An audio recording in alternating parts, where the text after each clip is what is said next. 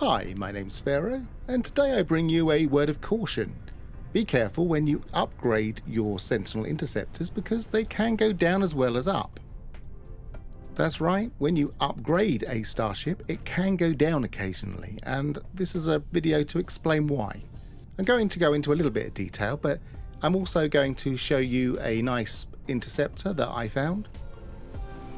This downside to upgrading can happen with solars as well, but the interceptor is the thing that everybody's talking about, so I thought I would have a look at that today. So here we have an S-class interceptor that I found on a planet here in the Calypso galaxy. So I'm not in Euclid, I'm in Calypso. And I'm here because it seems like an easier place to go hunting for Sentinel ships because there are more places that have extreme weather, and those are the planets that seem to be converted. And that's quite a nice interceptor. It's not quite to my taste, but I do quite like the look of it. It's got these slightly projecting back wings. I haven't actually got to grips with all of the new names that are being suggested. It's got these prongish X-wing type prongs at the front. It's kind of a purplish reddy colour, and if we take it out and fly it, it has a nice animation where those four prongs come out, which is common for that type of ship. It's kind of got that blackish greenish fleck on those wide wings, but other than that it's quite a nice little purple ship, very forward focused. The gun's in the middle. It looks like it could do damage while being quite a small ship, so it's quite nice. Let me first of all show you where I got this, so that if you do want to come and find this S-class ship, then you can get it. And I'll put the coordinates on the screen now.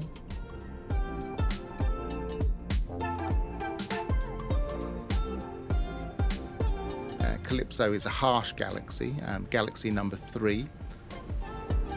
There are very many more storms in Calypso, and it's one of those places that people like to go to challenge themselves in higher settings.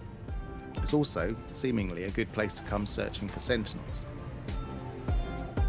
So I'm going to very quickly go over what I've discovered by researching the upgrade path of Sentinel ships. Now, you can kind of work this out partly from the stats of Sentinel ships at different classes, but it also combines with a piece of original research that I've been doing for a while now, since the Solars came out, where I've been working out exactly how ships upgrade. And it relies on some quite arcane things that are only really discoverable in the save file, or if you were using mods, for instance.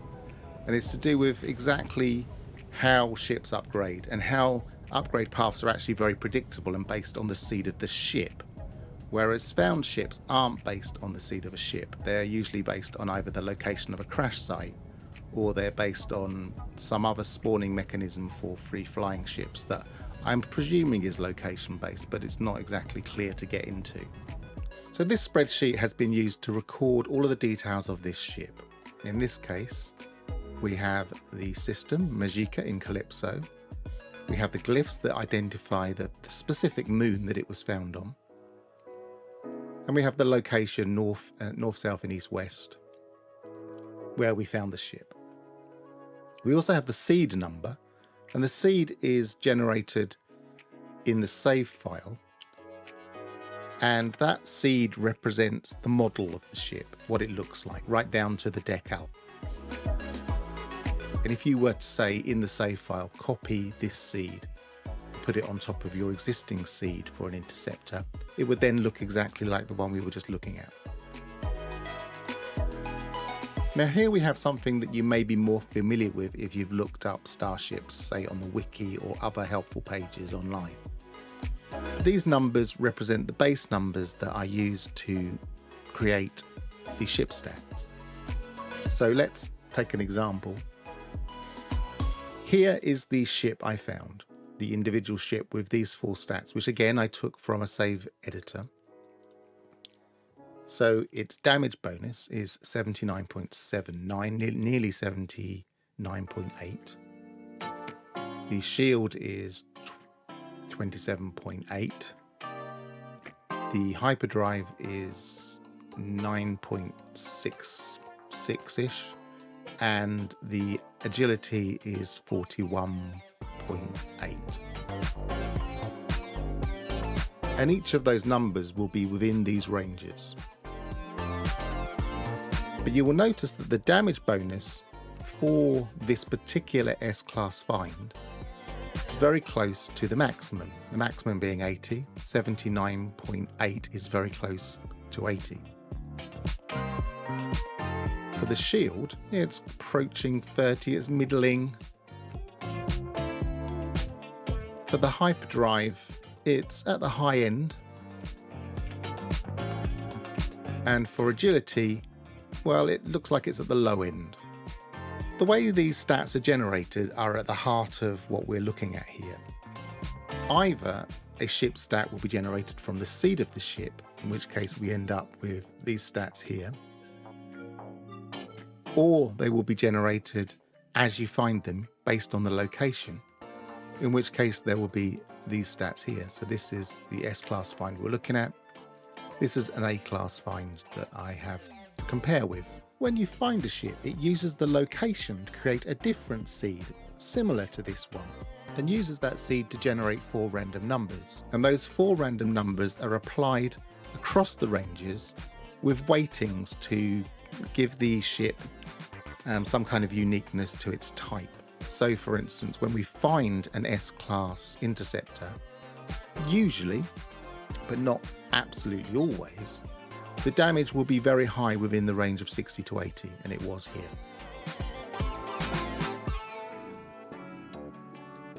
However, when we upgrade a ship, the save file doesn't keep any of the extra information about where we found the ship, what planet it was on, what the location was, anything. All it has is the model seed, which is here. And it takes this model seed and splits it into 4 random numbers exactly the same way, and it generates these stats. And these stats are what you would get if you were to upgrade, say from C to B, you would get this stat for the damage bonus. From B to A, you would get this stat, and from A to S, you'd get this stat. Now, there may not look like there's a pattern there, but there is actually a pattern because they're proportionate within the ranges that we're looking at here. So 30.9 is between 24 and 45, but it's the same amount, it's the same proportion in that range as 58.214 is between 50 and 75. And again, 66.57 is the same proportion in the range from 60 to 80. Indeed, if we look across here at this side of the spreadsheet, I've actually worked out what that proportion is so that I could generate these stats. So this can lead to the situation we were talking about earlier where some stats can go down when you upgrade them. So for instance, this found A-Class got upgraded to an S-Class and actually went down. It went from 68.5 to 66.5, so it dropped. Now that didn't happen for shields, but it did happen for hyperdrive. And there's an overlap for hyperdrives, and we came off a little bit worse in that overlap too. For agility, it's gone from 22.3 to 45.57, so it's gone up quite considerably. In fact, even higher than the one we found. But there is no overlap for agility, so you're guaranteed that it will go up. And as you can see here, you're guaranteed it will go up from somewhere between 20 and 30 and somewhere between 40 and 50. It almost feels like this might have been a mistake, that it should have been 30 to 40. But some of these can be a bit quirky, and it's designed to be a bit quirky, I think. For instance, solars have a couple of overlaps, and they seem to be designed to be a bit random. And so interceptors may be deliberately designed to do this. So overall, I would recommend finding the S-Class of any particular ship. The damage bonus will always be very good, and the rest of the stats can be lower than the upgrade. They can be higher than the upgrade. They can be maybe about the same as the upgrade. But for a fighter, I would say the damage potential is the most important. For some people, for interceptors, they might consider the agility to be most important. It may be worth looking at them and deciding what you actually want.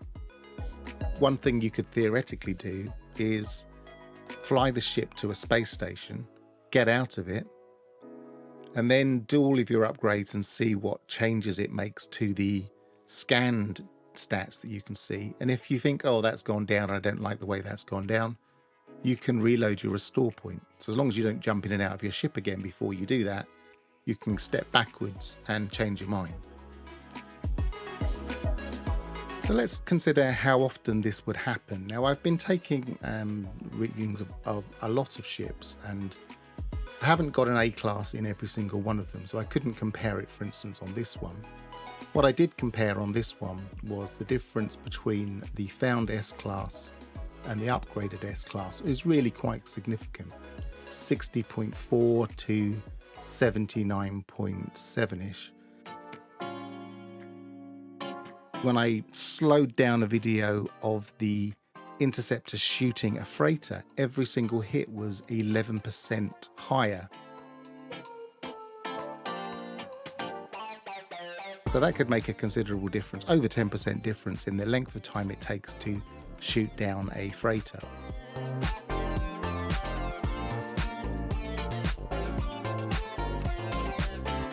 I did find an A class in this system, and the difference between the A class and the upgraded S class was again a decrease from 71 to 63. Here I didn't really like the ship, I don't think. I saw the B class and wandered on. Here I went from an A class of 67.5 to the upgraded 65.28, so it didn't drop much, but it did drop a little bit. And here I had a couple, and both of these went up from 71.35 and 74.26 up to 75.39. So it doesn't happen every time. It is going to depend on the vagaries of how the rolls work. And of course, the ship we were just looking at, it went down a bit, not as much as the other one. So there you have it, the upgrade path for Sentinel interceptors and why they can go down as well as up when you upgrade them. I've been Pharaoh. Until next time, travel well, and goodbye for now. Goodbye.